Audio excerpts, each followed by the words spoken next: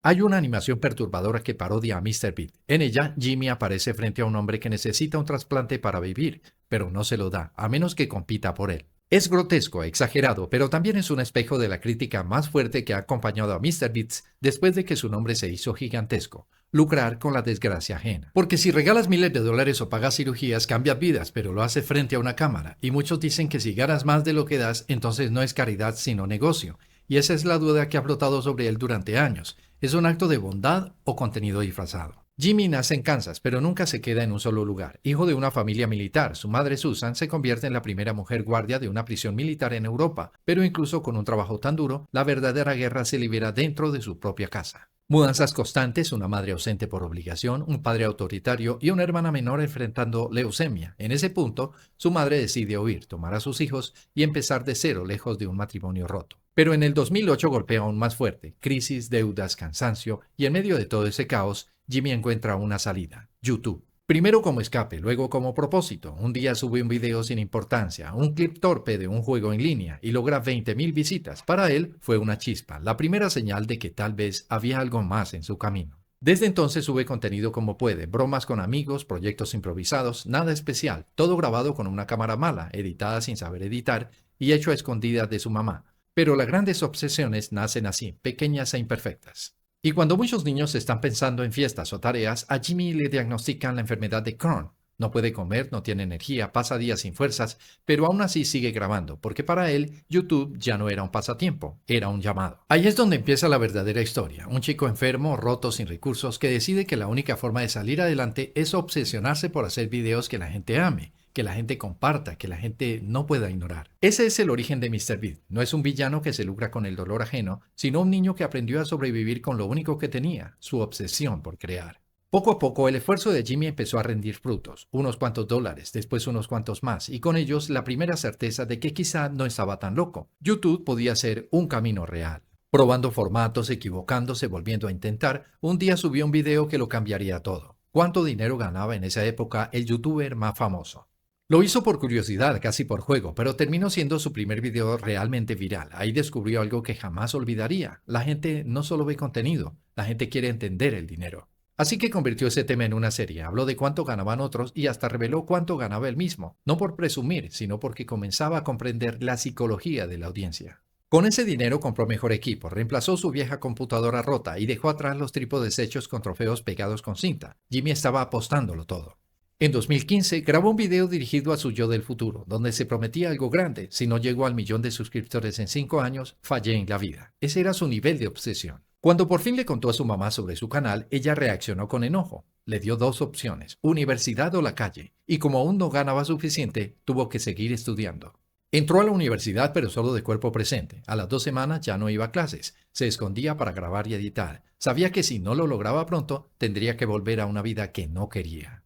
MrBeast pasó por una fase caótica donde probaba cualquier idea absurda con tal de volverse viral: leer el guión completo de V-Movie, meter un microondas dentro de otro o cortar una mesa con cuchillos de plástico. Pero detrás del caos había 18 horas diarias de análisis, de conversaciones con creadores y una obsesión por entender YouTube. El impulso llegó con su reto más insano: contar hasta 100,000, 40 horas frente a la cámara, que muchos consideraron una tontería, pero que lo llevó a su primer gran éxito. 4 meses después ya tenía 1,000,000 de suscriptores. Con más estabilidad se independizó y se mudó con Chris, su mejor amigo y colaborador, y cuando llegó su primera oferta de marca por $5,000, la rechazó. Pidió 10,000 para no quedarse con el dinero, sino para regalárselo a una persona sin hogar y convertir ese gesto en el video más viral de su vida. MrBeast grabó su primer gran acto de generosidad: darle $10,000 a una persona sin hogar. El video explotó y, lo más importante, le reveló algo: había encontrado un estilo y un propósito. Ese gesto abrió un debate eterno: ¿la caridad hecha en cámara es ayuda o negocio? El texto admite la verdad incómoda: ninguna acción humana es totalmente desinteresada. Incluso ayudar nos mueve por dentro. Pero Jimmy demostró que más allá de la crítica o el algoritmo, cuando alguien ayuda a otro, ambos cambian. Ese momento fue el inicio real de su historia, porque más allá de las motivaciones, sí hubo vidas tocadas: un hombre sin hogar con $10,000, un repartidor que pudo descansar, una madre viendo a su hijo convertirse en creador, y también hubo algo que despertó en Jimmy: la emoción de cambiarle el día a alguien. Desde entonces reinvirtió todo, escaló sus ideas, formó un equipo y convirtió su canal en una máquina que crecía sola. Una mezcla de obsesión, estrategia y una necesidad profunda de crear algo grande que terminó llevándolo a millones de suscriptores. Los videos de MrBeast se hicieron cada vez más grandes, extremos y virales. Pasó de regalar dinero en la calle a crear competencias gigantes y retos casi absurdos. Su fama creció hasta llegar a 10, luego 20 millones de suscriptores, pero mientras su imperio avanzaba surgía una pregunta inevitable. ¿Qué importa más, la intención o el impacto? Jimmy descubrió que ayudar, aunque no sea completamente desinteresado, sigue cambiando vidas. Lo hizo con desconocidos, con repartidores, incluso con su propia madre, y cada gesto forzó su fórmula, reinvertir todo para hacer videos más ambiciosos. Pero esa expansión trajo un dilema. Sus actos dejaron de ser solo caridad y empezaron a convertirse en espectáculos en los que la gente competía, sufría o resistía por dinero frente a millones de ojos. Mientras él y su equipo perfeccionaban el algoritmo y la producción, los retos se volvieron más duros y la línea entre ayudar y explotar la necesidad se hizo borrosa.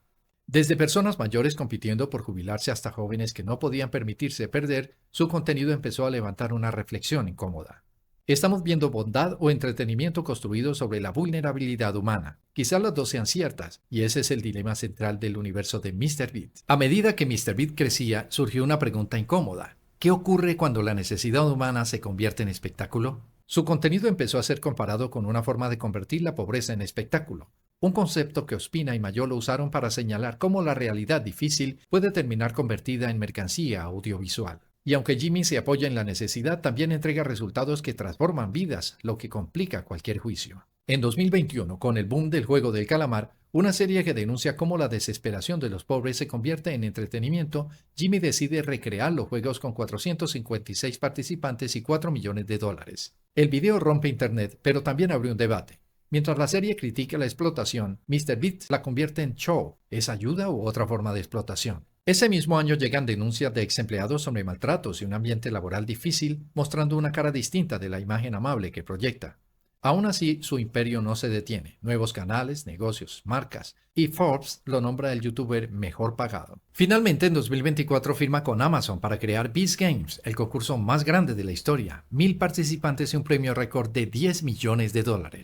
Durante el rodaje de Beast Games surge una nueva crisis, la polémica de Ava Chris Tyson, acusado de conductas inapropiadas con menores. Jimmy se distancia públicamente y lo saca del equipo, una decisión que marca un antes y un después. La serie finalmente se estrena con enormes cifras, pero la crítica lo destroza, lo tildan de invasivo, poco empático y sobre todo de recrear exactamente aquello que el juego del calamar criticaba, grandes corporaciones, enormes premios y personas vulnerables compitiendo hasta el límite. Pronto aparecen demandas de participantes que terminan hospitalizados o denuncian condiciones inhumanas. Jimmy lo niega y afirma que el 97% de los concursantes estuvo satisfecho, pero la duda ya quedó. ¿MrBeast lucra con la miseria? La respuesta no es simple. Su contenido sí usa la necesidad como espectáculo y eso genera millones de visitas. Pero al mismo tiempo ha creado un modelo donde la caridad se vuelve sostenible, transformando dinero corporativo en ayuda real a gran escala.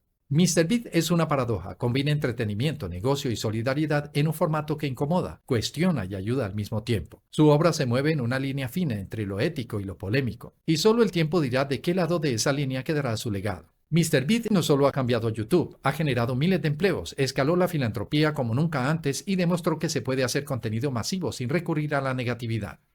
Aún así, muchos lo critican por lucrar ayudando, mientras que guardan silencio frente a industrias que sí dañan, como el tabaco, el alcohol o los refrescos, empresas que literalmente envenenan y lucran a costa de la salud de millones.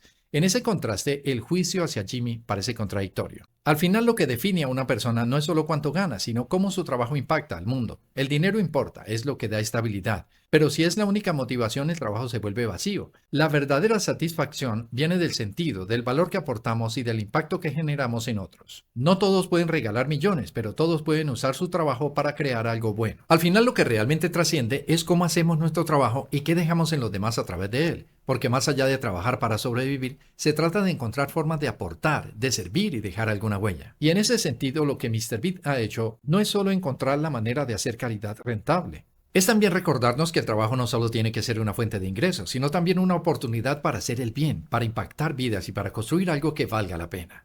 Gracias por hacer parte de este canal. No olvides suscribirte y activar la campanita. Además de darte acceso a todo nuestro contenido, nos apoyas muchísimo. Soy Osvar. Nos vemos en la próxima aventura.